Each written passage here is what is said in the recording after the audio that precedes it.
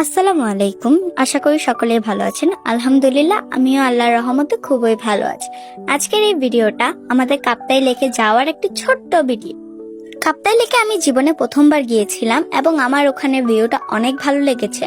তবে আমার আম্মু সেখানে আরো কয়েকবার গিয়েছিলেন। ছোটবেলা থেকেই তার খুব পছন্দের জায়গার মধ্যে একটি ছিল কাপ্তাই লেক। কাপ্তাই লেকের ভিউটা যদি আমি পার্সোনালি বলতে চাই, আমার কাছে খুব ভালো লেগেছে।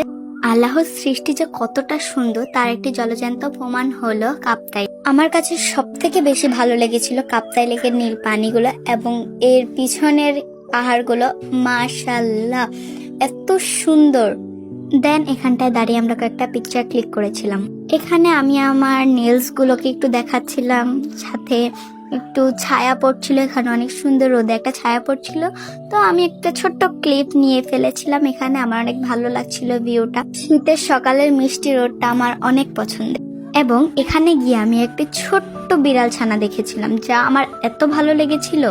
কাপ্তাই লেকের এই অংশটা এত সুন্দর, আমি একটা ক্লিপ না নিয়ে থাকতেই পারলাম না।